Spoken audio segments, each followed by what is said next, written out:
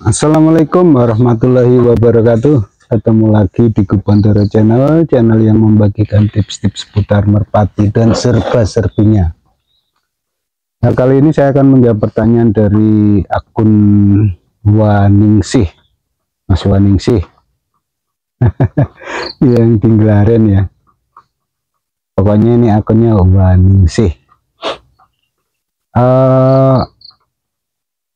Yang mempertanyakan merpati, apakah karakter merpati bisa dirubah ya, Di?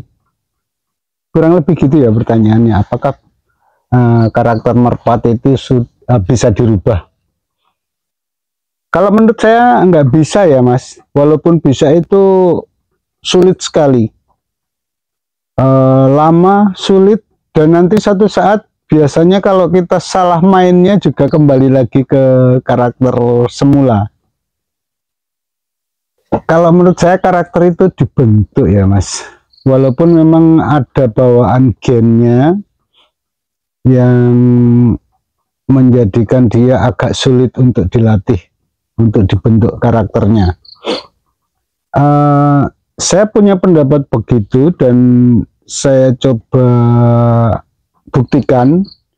Artinya ini pembuktian untuk diri saya sendiri ya, teman-teman dan juga Mas Waningsih. Burung rumahan ya, ini yang saya maksudkan, karakter yang sudah terbentuk ya, Mas Waningsih dan teman-teman. Semisal dia burung rumahan, maksudnya dia sudah punya karakter terbang tinggi, nitik, kemudian turun sekali jadi misalnya.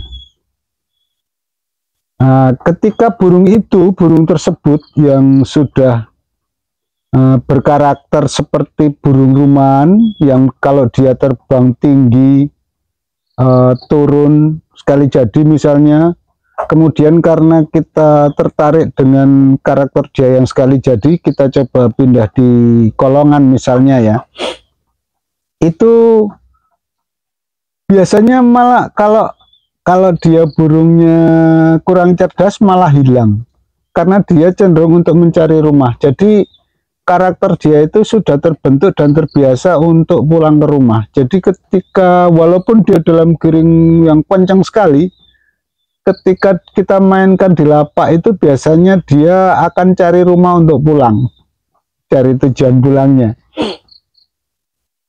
Itu terbukti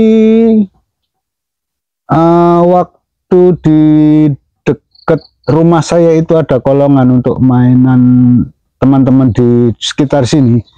Kemudian ada teman yang membawa burung rumahan dia, yang memang kalau untuk rumahan dia dimainkan itu, dilepas itu selalu tengah bener atau selalu nenggel gitu ya. Jam setengah 12, jam 12 itu dia turun. Nah, karena kolongan itu menurut dia waktu itu harus yang tenggelam sekali, artinya yang tengah bener itu turun, maka dibawa ke lapak. Waktu terbangan deket ya karena langsung dapat kelepek dan dia mungkin masih melihat dengan jelas atau apa ya, karena dikelepek pakai betinanya dia turun.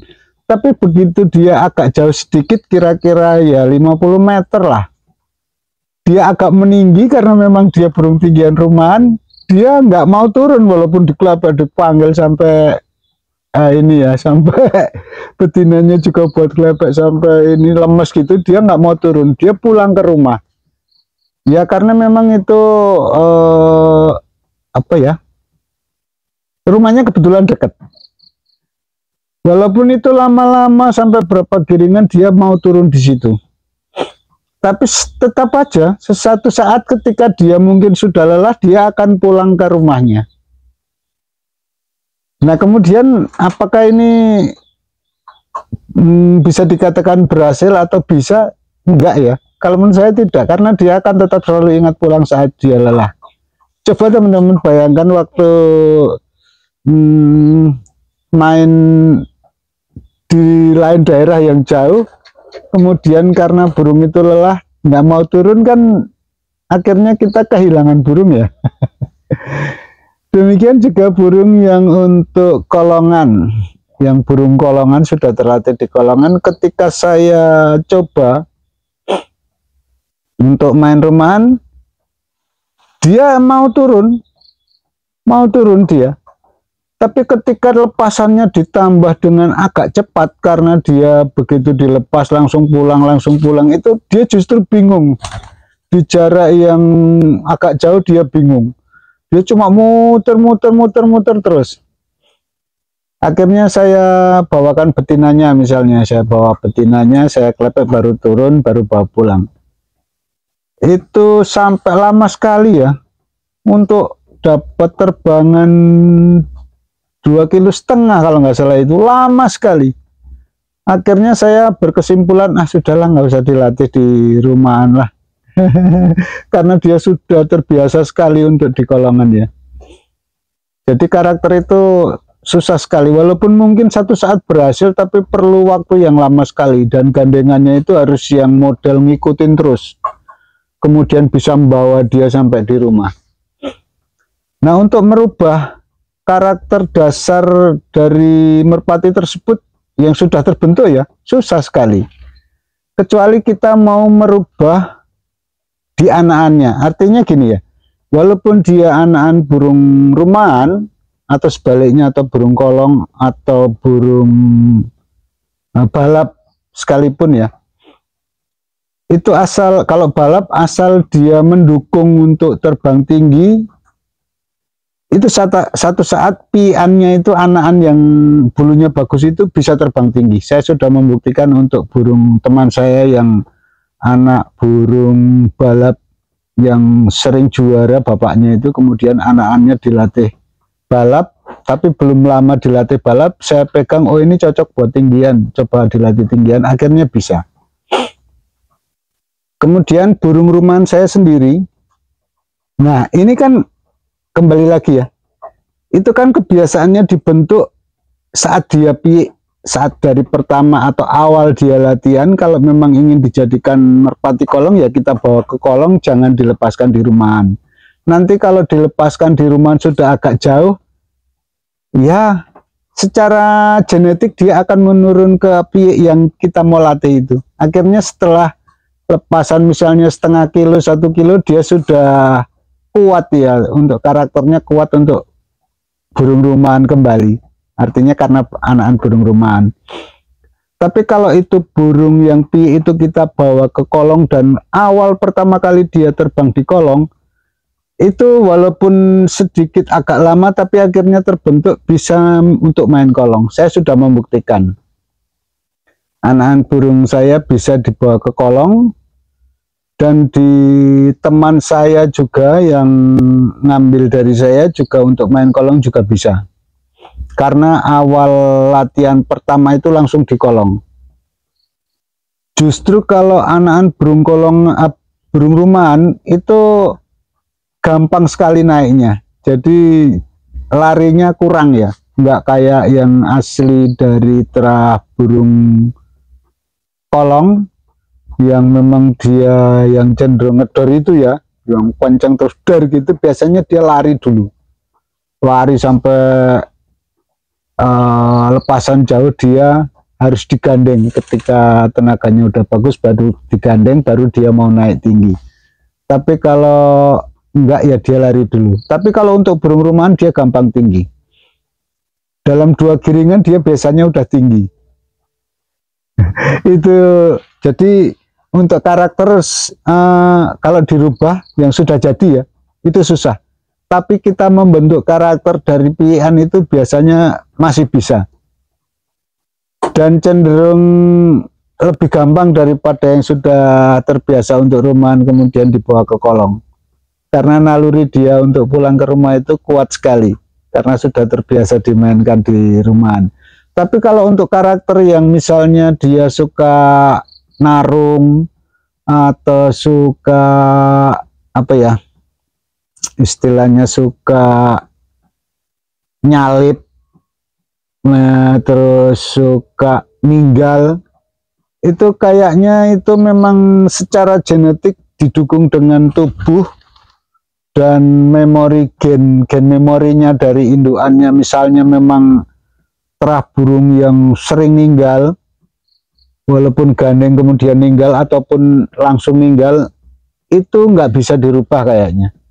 Karena merpati teman saya yang dari indukan yang suka ninggal, di anakan juga walaupun pertamanya gandeng itu nanti ninggal waktu sampai di kolong. Padahal itu burung rumahan yang dilatih di kolongan akhirnya jadi itu. Artinya karakter yang saya maksud ini karakter untuk main ya, bukan karakter dasarnya misalnya dia terbangannya yang kencang sekali kemudian istilahnya suka nyeleweng-nyeleweng misalnya, kemudian cara dia turun misalnya nyabet-nyabet itu, atau cenderung dia suka ngebuang karena takut gitu, walaupun itu bisa dididik, bisa dibiasakan, itu memang agak lama, tapi bisanya nggak bisa 100% seperti yang kita inginkan, karena kita nggak tahu secara genetik burung itu bagaimana ya. Atau kadang-kadang kalau untuk saya kan belinya di pasar, bukan secara terah, itu biasanya saya perhatikan nanti cara kerjanya gimana, kemudian kita sesuaikan dengan cara ngelepeknya, cara ngelepasnya gitu loh, Mas Waningsih dan juga teman-teman. Segitu ya sharing saya ya. Yang intinya kalau karakter itu sudah terbentuk, itu agak susah, walaupun bisa agak susah, tapi itu pun nggak bisa 100% berhasil. Jadi karakter itu dibentuk. Karakter secara genetik juga bisa dibentuk kalau di awal-awal, tapi kalau sudah terbentuk dia susah merubahnya. Demikian ya Mas Waningsih dan juga teman-teman, semoga ini bermanfaat dan bisa dicoba, apakah nanti berhasil atau enggaknya. Tapi saya yakin kalau dia dilatih dari piye, misalnya